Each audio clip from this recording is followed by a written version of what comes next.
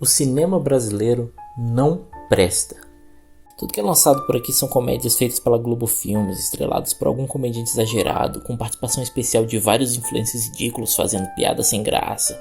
E quando a gente não é bombardeado por isso, só resta filme de favela, pobreza, putaria, ou filmes feitos no DCE de alguma universidade federal para meia dúzia de esquerdistas de Copacabana ver. É a pura representação do chorume cultural brasileiro que não consegue se sustentar sem dinheiro público como os americanos conseguem e fazer aquilo que todo mundo realmente quer ver. E sabe o que mais?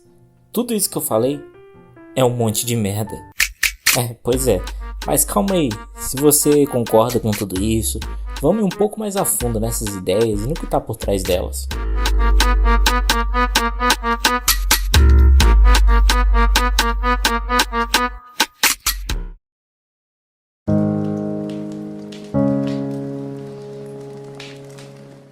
Bom, para começar, eu gostaria de propor uma reflexão.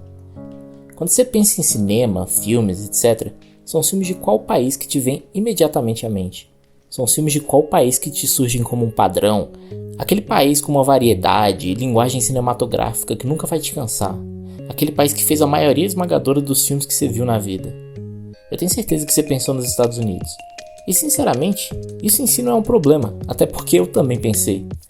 Afinal de contas, os Estados Unidos são a maior indústria cultural do mundo. É o lar de uma gigantesca parte dos maiores cineastas e filmes da história. Além de lançar todos os anos espetáculos gigantescos que lotam nossas salas de cinema e marcam nossas memórias desde muito cedo.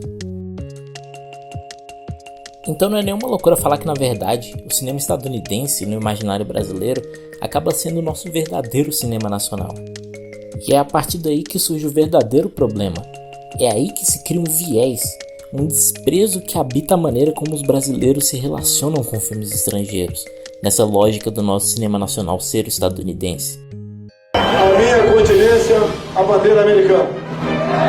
E mesmo que eu não consiga te fazer enxergar além desse desprezo, deixa eu pelo menos te propor um aprofundamento em como ele funciona e tem tornado a fronteira do que você enxerga como estrangeiro e desprezível em algo cada vez mais amplo. Essa dominação estadunidense de como nos enxergamos culturalmente, obviamente não se limita apenas ao cinema. Todo mundo que sabe o mínimo de inglês com certeza sabe que a internet é muito mais ampla quando você navega por ela em inglês. Muito mais resultados, muito mais fácil de achar coisas específicas, muito mais fácil de achar conteúdo raro ou pirateado e interagir com pessoas que se interessam pelos mesmos nichos que você.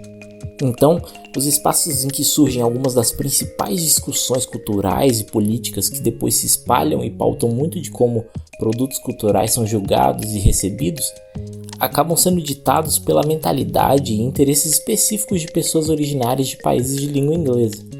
E agora, na lógica das redes sociais, em que todo conteúdo se acumula em alguns poucos sites, nos tornamos reféns de algoritmos que buscam a todo momento nos manter consumindo o que está ali e nos fazer projetar nossa própria noção de identidade a como somos percebidos nessas redes.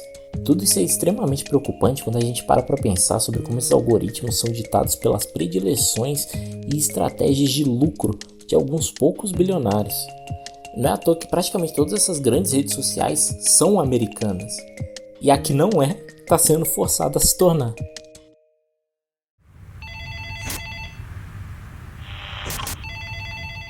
É uma realidade em que nossa própria noção de eu é um produto que se morfe exponencialmente a uma identidade estrangeira cada vez mais esvaziada de nuances, com o objetivo de se tornar um padrão universal. Não é à toa que, para suprir nossa demanda de conteúdo constante, tem muito criador copiando conteúdo de fora. Tanto influência que chega até mesmo a basear a própria personalidade ou alterar o próprio corpo com cirurgias plásticas para emular algum influencer gringo. Não é à toa que todo mundo que fica famoso hoje em dia vai em busca de fazer exatamente os mesmos procedimentos cirúrgicos. Também não é à toa que existe dentro do discurso de muita gente tanta extrapolação, sem a devida adaptação, de pautas estadunidenses para o nosso contexto social. Como coloca o economista francês Cédric Durand, no feudalismo, o servo camponês era muito apegado à terra, não pertencia ao senhor feudal, mas à terra, que sim era desse senhor. Ao utilizarmos o Facebook ou o Google, passamos a ser indissociáveis dos dados que geramos na terra digital. A partir dessas pegadas, cria-se uma relação de extrema dependência da qual é difícil escapar porque nos facilitam a vida.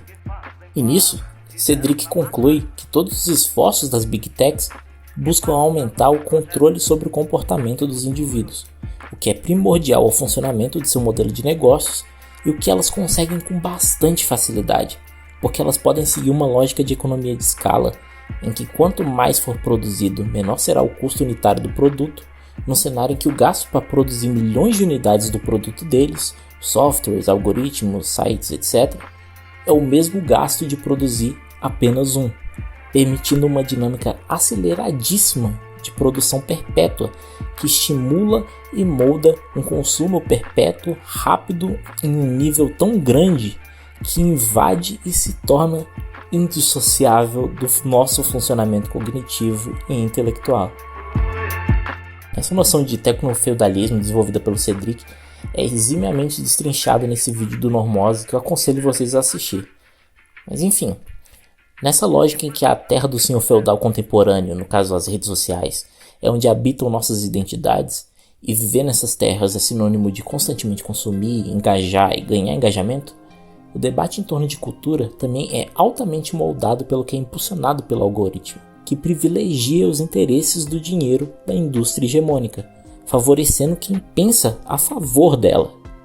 E essas pessoas, sem nem perceber isso, fazem um trabalho de astroturfing, que te convence a limitar aquilo que merece sua atenção somente aquilo que é feito de maneira cada vez mais específica e fácil, tornando todo o resto desprezível. Esse não é um processo novo e a gente vai ver isso durante esse vídeo, mas é primordial apontar aqui como ele vem se agravando na contemporaneidade. Enfim, mas o que seria esse algo cada vez mais específico e fácil de fazer que é a única coisa que merece sua atenção? E o que seria esse resto que tentam te fazer desprezar? Não tem jeito melhor de começar a te exemplificar isso do que com alguns vídeos do TikTok. First place would probably be, there was an independent motion picture out of the average American, so forgive me if I don't tell you. Esses vídeos sobre um amigo fictício que fica extremamente irritado quando seu filme favorito é Vingadores, ou quando você não quer assistir algum também alegórico filme estrangeiro cult para ver algum filme da Disney, vira e mexe aparecem pelo TikTok com milhares de likes. Esses vídeos no geral são bem similares entre si, e o filme cult inventado que sempre é usado como a punchline da piada, como aquilo que com certeza é horrível e que é estranho e pedante pra caralho na concepção de quem faz os vídeos, segue quase sempre um padrão. É um filme estrangeiro, usualmente francês ou do leste europeu, anterior aos anos 2000, preto e branco e com mais de 2 horas e meia de duração. E nisso são expostas características que o senso comum aponta como indesejáveis num filme, enlatando o que supostamente é bom ao que tem o privilégio de não ter qualquer uma dessas características. E sabe, alguns desses pontos realmente tornam um filme desafiador para uma audiência moderna, acostumada com uma multiplicidade de telas e estímulos constantes. Não é fácil e acessível para todo mundo assistir um filme muito longo, ou que não seja colorido, ou que seja de uma época muito distante. Mas onde realmente reside o desserviço desse tipo de conteúdo é que ele generaliza essas características como algo inerentemente ruim. Não são vídeos que deixam espaço para você pensar que, apesar de filmes estrangeiros, longos, preto e branco e antigos serem desafiadores, existe uma infinidade de obras fantásticas com uma ou várias dessas características. Não, esses vídeos disseminam e estimulam a mentalidade de que você não deve ter curiosidade por qualquer coisa assim. E quem tem deve se envergonhar de ter, pois esse é um comportamento snob e pretensioso. Esse é um discurso intrinsecamente reacionário, mas que ganha respaldo até em quem supostamente é progressista, justamente porque esse discurso, construído em anos e mais anos de domínio estrangeiro do nosso mercado exibidor e da ideologia da nossa mídia hegemônica, e agravado com as mídias digitais, criou uma inversão moral em que a apreciação de qualquer coisa não estadunidense é restrita a espaços e considerada elitista, com o consumo do que vem dos grandes estúdios americanos se apresentando como padrão, como o inevitável, como aquilo que o povão realmente entende e gosta. Ou seja, uma inversão de valores tão grande que numa arte produzida há mais de 120 anos em 195 países, Você só não é pretensioso e elitista se você se limitar a assistir apenas o que foi produzido em um país e em até no máximo uns 5 anos atrás. Então assim, o fator nocivo aqui não é que essas pessoas queiram assistir um filme da Marvel ou ficarem presas naquilo que elas gostavam na infância. É essa definição de qualquer coisa além do escopo de referência delas como pretensiosa, chata ou que não vale a pena. O que é uma maneira bastante burra e limitada de se relacionar com uma arte tão grandiosa e diversa como o cinema. Eu sempre vivo algumas experiências anedóticas que martelam na minha cabeça o quanto essa mentalidade está presente no senso comum. Modéstia à parte, eu sou muito bom em apresentar novos filmes e novos cinemas para quem está disposto à minha volta. Desde coisas mais densas até filmes pipoca de gênero. E uma coisa que sempre acontece é que mesmo quando a pessoa se acostuma a ver filmes mais antigos ou mais longos, ela sempre vai continuar reclamando que a gente está vendo muito filme japonês ou muito filme brasileiro, mesmo que ela ame o filme depois que a gente finalmente assiste ele. Então, por mais que ela se exponha a uma variedade nova de coisas, fica sempre o desejo de rejeitar o que não é o cinema nacional delas, ou seja, o que não é estadunidense. Pô, esses tempos teve até notícia de que tinha gente que ia assistir Godzilla Minus One no cinema, que é um filmaço que agradou uma infinidade de gente, indo embora do cinema quando descobria que o filme era japonês. Porra, recentemente teve toda aquela comoção em volta de uma trend em que perguntavam os filmes favoritos de alunos de cinema de diferentes universidades do país. Tinham pessoas que estavam ativamente irritadas com o gosto desses alunos, inclusive muita gente de esquerda. Era quase como se isso ofendesse pessoalmente os twitteiros. Mas isso faz todo sentido na lógica de consumo igual personalidade das redes sociais. Não validar a opinião de alguém, ou pior, engrandecer algo que ela não conhece, se tornou uma ofensa pessoal. E se já não ficou claro, isso tem piorado tanto, é um pensamento tão cada vez mais restritivo, que a gente chegou ao ponto em que nem a própria indústria estadunidense escapa dessa sina. Pô, olha para como o Scorsese, diretor de alguns dos filmes mais aclamados da história, tanto pela crítica quanto pelo público, com vários filmes bastante acessíveis, atuais, que seguem a lógica normativa de entretenimento, começou a ser enxergado como um diretor de filmes pedantes, um velho ultrapassado. Tudo isso em grande parte porque ele ousou criticar com bastante razão os filmes da Marvel. Então assim, o que começa se virando contra o estrangeiro, longo e antigo, vai se virando também ao que é intenso demais, intrincado demais, até mesmo dentro do que era para ser parte da zona de conforto, se tornando em essência uma rejeição que pode acabar te fazendo pensar demais ou te fazer sentir algo que você não previa. Não é à toa que hoje em dia existe todo um discurso com muito respaldo contra cenas de sexo, por exemplo. É uma mentalidade que meio que tem inserido no senso comum que elitista e pretensioso é qualquer pessoa que não assiste exclusivamente a, sei lá, os filmes e as séries da Disney. E esse pensamento vai se afunilando dessa forma justamente porque na lógica de consumo perpétuo do capitalismo, cada vez mais acelerado pelas redes sociais, não há espaço para o velho ou para o controverso. O consumo tem que ser veloz e incessante e o produto tem que ser bastante simplório para suprir a demanda e rapidamente ser descartado para a chegada do próximo produto. E essa é a base do que cria tanta má vontade, tanto desprezo com o cinema brasileiro, porque ele não é nosso cinema nacional. Ele é um cinema estrangeiro pra gente, e por isso não importa a história rica que ele tem, o tanto de coisa diversa que ele pode te propor.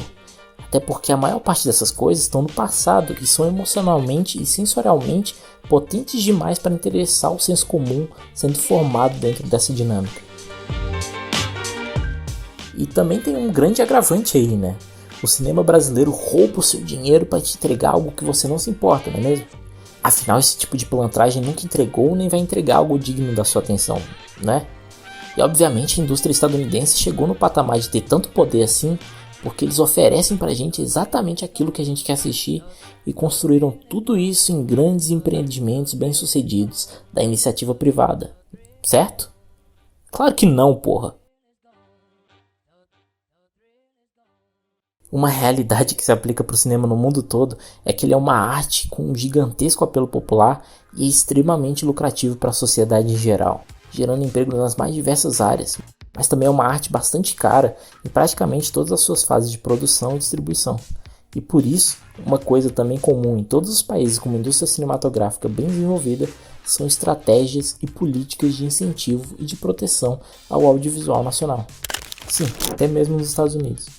Olha, por exemplo, lá bem no finalzinho dos créditos de algum filme aleatório da Marvel. Eu tenho certeza que você vai encontrar algumas coisas como com o apoio do governo do estado da Geórgia ou em parceria com a prefeitura da cidade de Toronto, no Canadá. E não só na Marvel, mas também em grande parte dos blockbusters e grandes séries de televisão estadunidenses.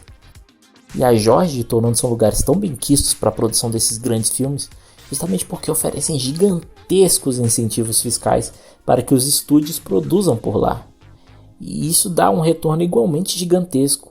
Em 2022, por exemplo, a produção audiovisual foi responsável por movimentar 4,4 bilhões de dólares na economia da Geórgia e 4,1 bilhões em Toronto em 2021. E essas políticas públicas não se limitam só a essas localidades e a esse tipo de incentivo. Top Gun Maverick, o grande filme que trouxe o público de volta aos cinemas após a pandemia, contou com o apoio extensivo do exército estadunidense, que cedeu ativamente equipamentos, expertise e pessoal para toda a produção do filme. Essa é uma prática, na verdade, bastante comum para os filmes do país que são favoráveis ao exército. Além disso, com a atratividade de Toronto e da Geórgia, cidades estadunidenses que têm perdido espaço com a concorrência da cidade canadense e outros estados, também têm investido pesado em incentivos e formas de atrair produções cinematográficas. O filme Don't Look Up, um dos maiores sucessos da história da Netflix, conseguiu contratar e pagar o Leonardo DiCaprio com um cachê de 30 milhões de dólares e a Jennifer Lawrence com um cachê de 25 milhões de dólares, com dinheiro conseguido em parceria com o estado de Massachusetts, para que filmassem por lá, com equipes de lá e mostrassem locações no estado. Enfim, esses são só alguns exemplos de práticas muito comuns e intrínsecas ao funcionamento de toda a indústria estadunidense, viabilizando toda a sua força e a variedade de filmes que eles produzem.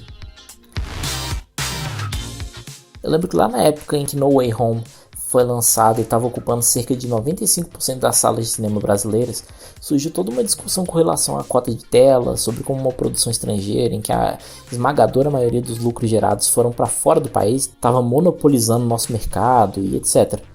E muita gente apareceu falando sobre oferta e demanda, sobre como o cinema estadunidense dá ao povo o que eles querem e que ele ocupa tantas salas por mérito próprio, que não existe demanda para filme brasileiro. Bom, na mesma época em que esse Homem-Aranha foi lançado, estava em cartaz o filme Turma da Mônica Lições, também um filme de uma história em quadrinhos icônica da infância de milhões de brasileiros, e um filme que, apesar de ocupar pouquíssimas salas, conseguiu se pagar e lucrar, mesmo que pouco. Agora imagina se ele tivesse tido acesso a uma porcentagem de salas pelo menos um pouco mais justa. E sinceramente, dentro do que cada filme se propõe, Turma da Mônica é um filme muito mais sincero e verdadeiramente tocante. Puxando um pouco novamente para minha experiência anedótica, já vi muita gente que adorou No Way Home na época, falando agora sobre como muito do que causou isso foi a ansiedade em si pelo filme, a expectativa pelos três Homem-Aranha. E assim, de fato, quando você para pensar no que o filme constrói por conta própria, ele não cria catarse no que desenvolve emocionalmente a partir da força de suas próprias construções imagéticas, mas sim do peso cultural anterior do que é apresentado em tela, muitas vezes de maneira bastante preguiçosa. É um uso da nostalgia como um concessor potente para uma padronização e um esvaziamento violento da articulação criativa na criação imagética e narrativa. É uma prática bastante comum nesses últimos filmes de franquia, remakes e legacy sequences, seguindo a lógica do simplório para suprir a demanda constante e afunilada na produção de um só lugar.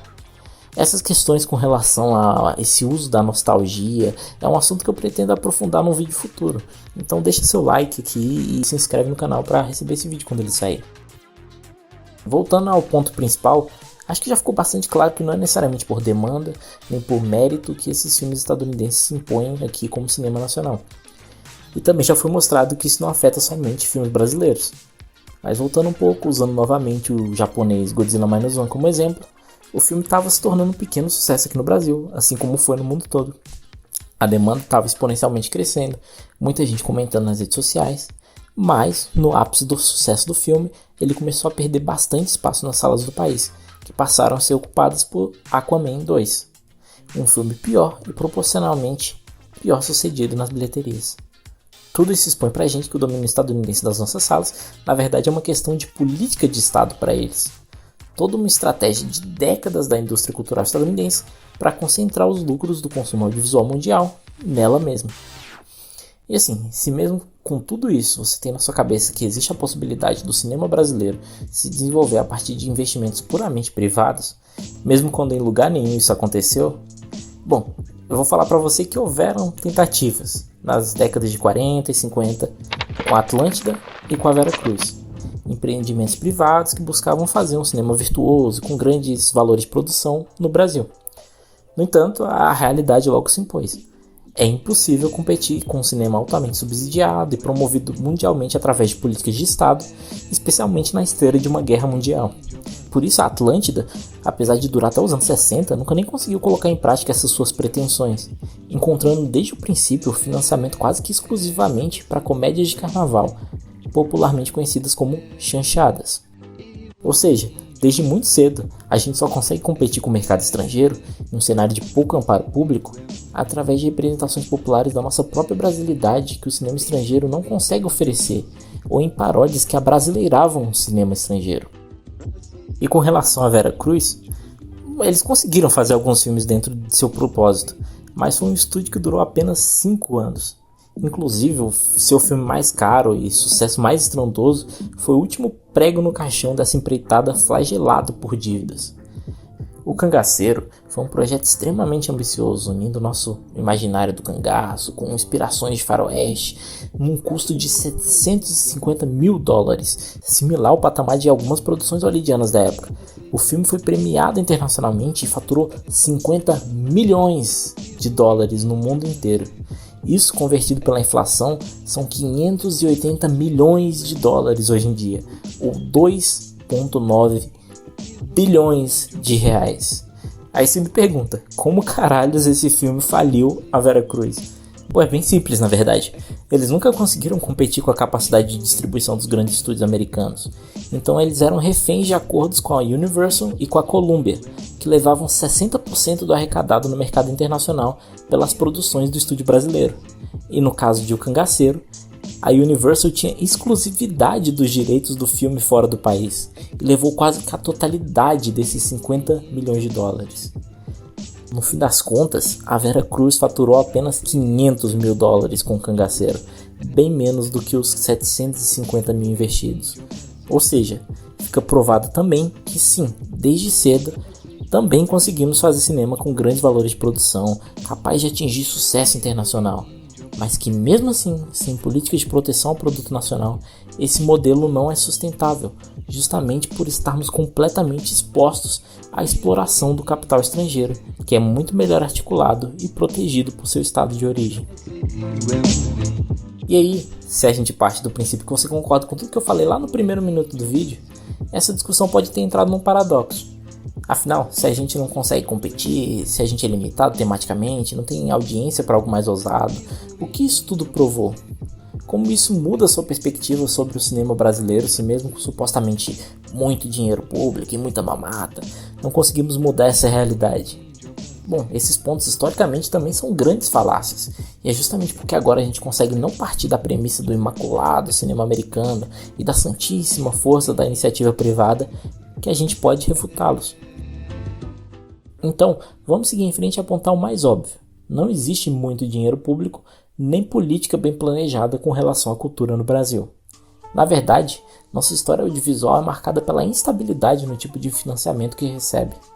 O primeiro grande filme da nossa história, Limite, de 1931, considerado por muitos o maior marco do período inicial do cinema de vanguarda terceiro-mundista, foi todo financiado por seu diretor, Mário Peixoto, um rapaz de família rica que se deslumbrou por cinema vivendo na Europa e que quando voltou para cá estabeleceu seu próprio cineclube, sua própria revista, tudo isso para estimular o pensamento cinematográfico no Brasil, além, claro, de empreender em seu ambicioso filme, investindo pesado com a ajuda do diretor de fotografia Edgar Brasil, em construir e pensar novos equipamentos que tornaram possível captar as imagens dinâmicas que ele ansiava em filmar.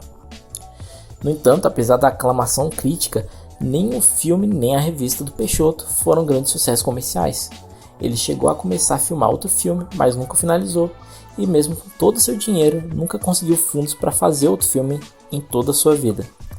Já Limite foi exibido esporadicamente nos anos seguintes, até desaparecer, voltando a ser exibido novamente apenas em 1978. Nosso cinema foi sobrevivendo às mínguas nesse tipo de empreitada individual e empreendimentos ambiciosos como vimos na Vera Cruz e na Atlântida, e a gente viu a maneira frustrante como tudo isso terminou. Foi só na segunda metade da década de 50 e principalmente no começo dos anos 60 que a gente começou a construir algo promissor dentro dessa lógica, seguindo muito da esteira do neorrealismo italiano e da efervescência do pensamento dos jovens da carreira do cinema com sua política de autores. E foi com produções de baixo custo, equipes pequenas e muitas vezes com atores amadores que o cinema novo foi se estabelecendo e ganhando prestígio internacional. Inclusive dotado de uma grande capacidade de promover discussões primordiais sobre o tipo de linguagem e o tipo de apelo que um cinema terceiro-mundista latino-americano pode e deve aspirar a ter. E dessa forma também cumprindo um papel importantíssimo de resistência contra a ditadura. E correndo em paralelo a isso, no bairro da Luz, em São Paulo, local em que se aglomeraram no decorrer dos anos uma grande parte das produtoras da cidade, formou-se o cenário perfeito para um modelo de produção que explorava com maestria as vontades do público. Como dissertam os professores da USP Rafael Gavião da Silveira e Francione Oliveira Carvalho, essa região ficou conhecida por Boca do Lixo, pois foi lá que a marginalidade social encontrou seu refúgio. Eram desde moradores de rua até o tráfico de drogas e a prostituição, convivendo em um mesmo espaço em que interagiam diretamente com a classe cinematográfica que ali emergia. Eles conviviam pacificamente e passivamente com esse cenário, sem participar diretamente do submundo paulistano. Esse convívio entre cinema e marginalidade se torna mais próximo e intenso a partir de 1966, quando uma nova safra de cineastas chega até a Boca do Lixo e faz dela sua referência de cinema. Os roteiros eram feitos informalmente nos bares da região e os filmes eram produzidos sem muito investimento e em tempo recorde. Todo o imaginário que envolvia a Boca do Lixo foi então aderido pelo cinema. Nascia uma nova forma de indústria cinematográfica, trabalhando essencialmente com filmes de baixo orçamento e em condições de produção precárias, conseguiam através dos filmes o gosto do público. Com a produção ininterrupta de filmes, surgem as pornôs chanchadas. Só um beijinho pra começar. Agora eu vou me preparar. Você vai ficar doidinho. E também o movimento do cinema marginal, que buscava levar essa ideia de marginalização e contracultura diretamente para o cerne da linguagem cinematográfica, mantendo certo diálogo tanto com preceitos do cinema novo quanto com o cinema de gênero hollywoodiano. E foi nessa junção entre experimentação linguística e esse apelo direto a anseios populares pelo vulgar que a Boca do Lixo estabeleceu por alguns anos um modelo de negócio bem sucedido, apesar do desprezo do Estado reacionário. Mas e quanto a um modelo de financiamento estatal? Bom, foi só a partir do final da década de 60 que a gente sentiu brevemente o doce sabor de uma indústria cinematográfica com uma fonte de financiamento estável, porque em 1969 foi fundada a Embrafilme, que, como aponta André Piero Gatti, os anos Embrafilme passam a caracterizar um dos ciclos do cinema brasileiro que saem a ultrapassar os princípios do cinema artesanal propostos pelo cinema novo e a sazonalidade histórica da produção brasileira de longas-metragem, pela adesão a um projeto de um cinema financiado essencialmente pelo Estado, de cunho nacional e popular, distante de uma independência estética e majoritariamente voltado para a busca de uma eficiência mercadológica. No entanto, apesar de ter sido fundado com propósitos ufanistas, a Embrafilme conseguiu operar até com certa independência do centro do governo militar e estabeleceu uma boa relação de confiança e de liberdade artística com os cineastas do país. Até porque, até mesmo antes da Embrafilme, o respaldo internacional às experimentações, à vulgaridade, à rebeldia do cinema novo e do cinema marginal acabavam trazendo prestígio para o cinema nacional, paradoxalmente cumprindo parte da intentona nacionalista dos militares.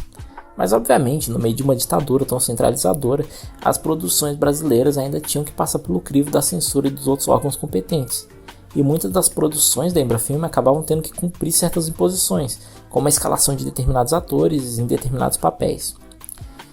E foi nessa efervescência do nosso mercado produtor que nos anos 70 a gente atingiu um momento primoroso para o número de salas de cinema no país.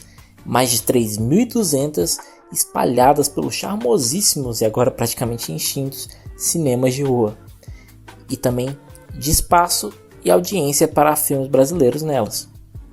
Nisso, a gente conseguiu produzir obras primorosas que também eram populares, que também eram vulgares, que também eram ousadas, Muitas obras que falavam de favela, de pobreza, de esquerdismo e muitas outras que não. Muitas obras de terror, infantis, de drama, de comédia, de tensão e uma infinidade que falava de tesão. E eu acho que ficou bem claro pra gente que o brasileiro tem apreço pela putaria, ou pelo erotismo, caso você queira colocar de uma forma mais classuda.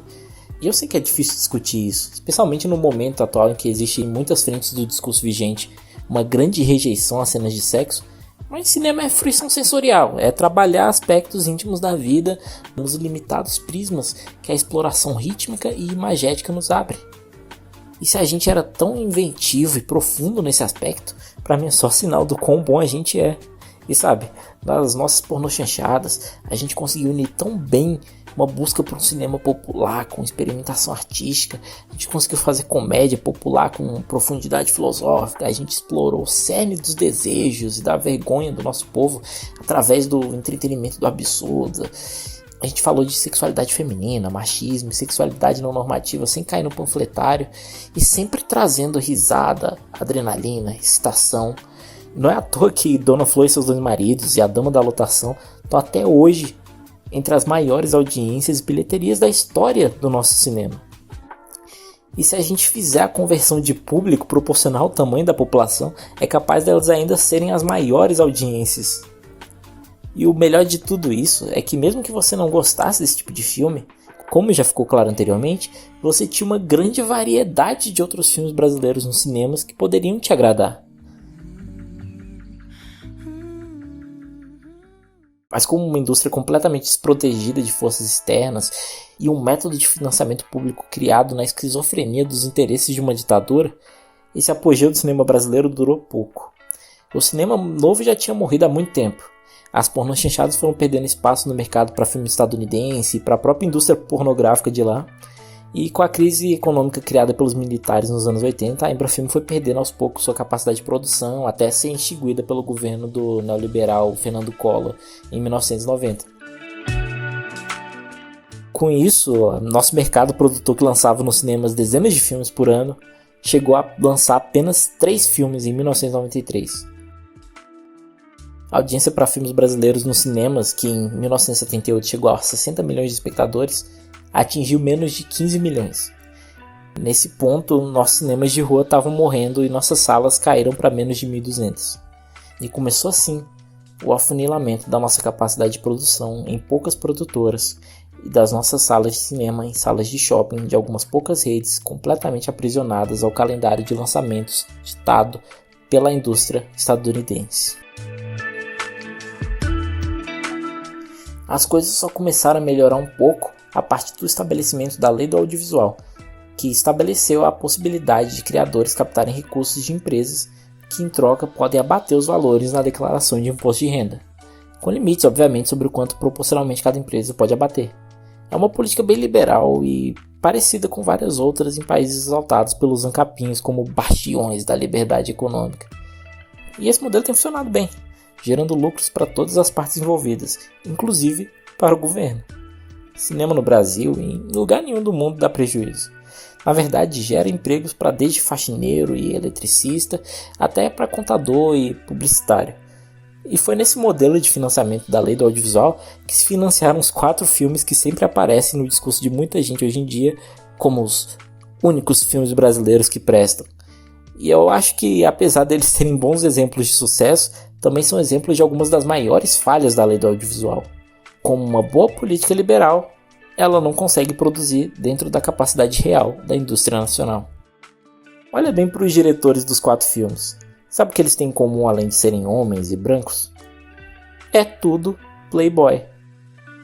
Esse modelo de arrecadação por empresas que são propriamente limitadas enquanto podem proporcionalmente contribuir, precisa que você consiga dar parceria de várias empresas para financiar algo tão caro quanto um filme.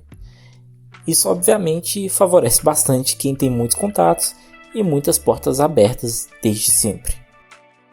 O governo Lula havia encontrado uma solução bastante efetiva para esse problema. Já que as empresas podem investir quantias proporcionais ao seu tamanho, a maior empresa do país pode fazer investimentos grandes o suficiente para suprir a necessidade de uma gigantesca parte das produções. E foi assim que a Petrobras passou a ser o maior fiador do cinema brasileiro. abrindo espaço, através de editais muito bem organizados, para cineastas menos privilegiados e, consequentemente, para uma maior variedade de obras, além de cumprir um papel importantíssimo de patrocinar e manter vivos vários cinemas de rua tradicionais pelo país, facilitando o acesso popular a essa diversidade de filmes.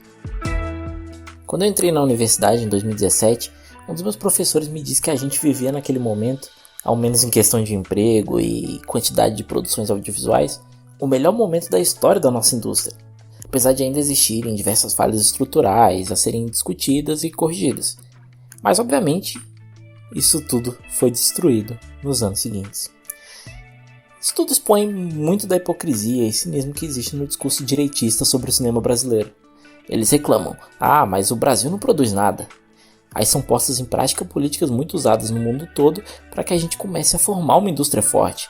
Mas eles continuam reclamando, e aí eles dizem, é uma festa com dinheiro público.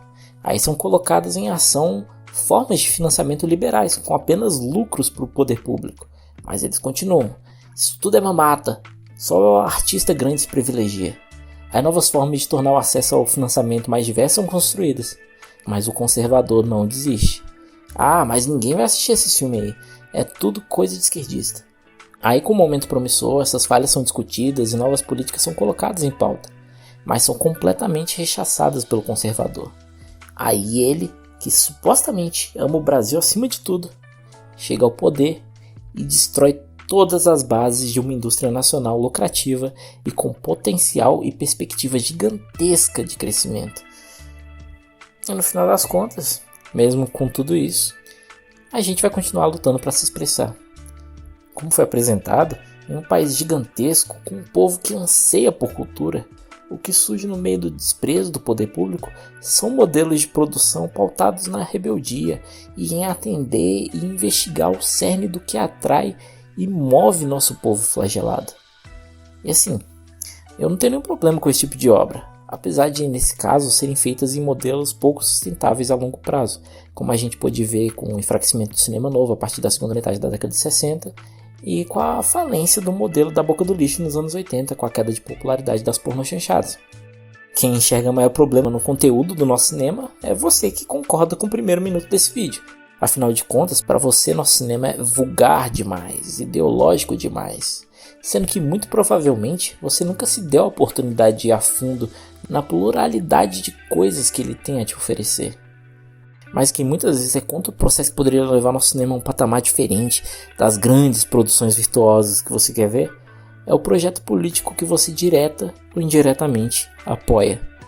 E sim, até mesmo você que se identifica como de esquerda, se você reforça essa inversão moral que coloca tudo que é não estadunidense ou antigo como elitista ou inerentemente ruim, você contribui ativamente com esse projeto político reacionário.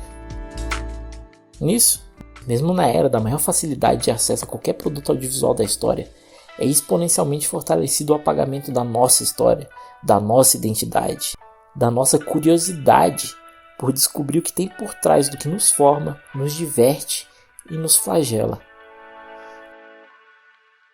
Mas se você chegou até aqui e genuinamente se questiona sobre o que pode ser feito para parar esse processo, retomar o prestígio e aumentar a força do nosso cinema, tem algumas estratégias e políticas que podem ser colocadas em prática. Afinal de contas, tem países por aí dando aula pra gente de como se impor no mercado audiovisual mundial. Bom, a primeira coisa, como já ficou claro aqui, é estabelecer uma fonte de financiamento pública permanente, estável e progressiva. Idealmente livre de uma dinâmica de editais em que você tem que provar a importância social do seu projeto, numa lógica que acaba forçando uma abordagem muito panfletária e enfadonha em boa parte das coisas aprovadas e que infelizmente a gente é refém hoje em dia. Mas também, infelizmente, a gente vive num país em que qualquer investimento em cultura é recebido com ataque de pelanca, então é bastante complicado fugir de uma dinâmica que agraciados por políticas estatais têm que provar alguma virtude dos seus projetos que seja menos subjetiva do que a qualidade artística deles. O segundo passo é algo que está em voga agora e que a gente tem que aproveitar para botar o pau na mesa, impondo o que a gente tem o direito de impor: as cotas de tela, tanto no cinema quanto na TV e nos serviços de streaming. A gente já tem cota de tela para a TV e o cinema, mas são ridículas. Acho que nessa altura do campeonato eu já não preciso mais falar sobre essa questão de oferta e demanda. Mas se você ainda fica encucado com isso, eu vou deixar na tela exemplos muito fortes do poder das cotas de tela. Essas são cotas de tela para o cinema na França e na Coreia do Sul. Não é à toa que se ouve falar tanto de cinema francês e que a Coreia do Sul tem dominado tanto o cenário cultural no mundo todo. E essas são as cotas de tela desses dois países para TV e no streaming. E essa é a quantidade de produções da Netflix em 2024 por país. E se eu disser para você que o Brasil é o segundo maior mercado da Netflix? Que eles só faturam mais do que aqui nos Estados Unidos e no Reino Unido. A Coreia, com uma população e um número de assinantes muito menor que o nosso, conseguiu impor tudo isso a eles. A Índia, com uma população muito maior, mas com muito menos assinantes, também conseguiu impor muito mais do que a gente. A gente consegue impor a eles tranquilamente o dobro ou triplo de produções brasileiras por ano. E de maneira inteligente, igual a França faz, que garante que os direitos das obras fiquem com suas produtoras nacionais e sejam negociados por elas depois de determinado tempo. E não, a Netflix não vai embora daqui por causa de algo assim. Ela não foi embora desse país mesmo faturando menos por lá e não vai embora daqui nem fudendo. Mas ela com certeza vai espernear no processo, que nos leva para o terceiro passo, a regulação das mídias digitais. Eu já falei lá no começo como as Big Techs buscam moldar nossos gostos e acumular permanentemente nossos dados, como a gente está suscetível a discursos anti-intelectuais e como projetamos nossas identidades naquilo que consumimos. Empresas como a Netflix são craques em criar esse tipo de relação com seu público, especialmente o mais jovem. Isso torna o projeto de impor politicamente qualquer coisa a esse tipo de empresa bastante passivo às forças de lobistas e das fake news criadas pelos políticos de direita que têm muito a ganhar com eles. Então é muito necessário que a gente aprove algo que limite essa capacidade de influência e de manipulação da realidade em prol de interesses escusos. E o último passo que eu gostaria de ver posto em prática, mas que eu não faço ideia de como aplicar, é o de tornar o ensino de artes e literatura no Brasil algo que verdadeiramente ensine as pessoas desde cedo a se relacionar de maneira mais profunda e desavergonhada com a arte, incluindo obviamente o cinema. Porque alfabetizar cinematograficamente e artisticamente as pessoas é abrir a elas um prisma gigantesco de possibilidades, perspectivas de como enxergar o mundo, a história, as sociedades e o próprio corpo. Não é coincidência que a cultura é considerada uma ponta de lança para avançar com projetos de desenvolvimento em meio a cenários adversos, como foi usada, por exemplo, na reunificação da Alemanha, em meio às dificuldades econômicas e sociológicas do processo. Bom, enfim, o objetivo disso tudo era pelo menos explicar para quem é bem intencionado o tipo de desprezo que existe dentro do senso comum contra o cinema brasileiro e o que tem por trás dele. No fim das contas, espero que tenha ficado claro que sem educação audiovisual e sem proteção à nossa indústria, a gente está 100% exposto a uma lógica de afunilamento. Afunilamento daquilo que você considera merecedor da sua atenção, afunilamento do limite do quão antigo um produto cultural pode ser, afunilamento da quantidade de lugares em que algo que merece sua atenção é produzido, afunilamento de como algo é produzido. Tudo isso para afunilar a força criativa do cinema em algo vazio e padronizado, que é imposto a você como aquilo que define sua identidade e como a única coisa que você deve assistir. Assim, afunilando o esforço para produzir algo de sucesso e, por fim, afunilando os lucros de todo o mercado em um lugar só.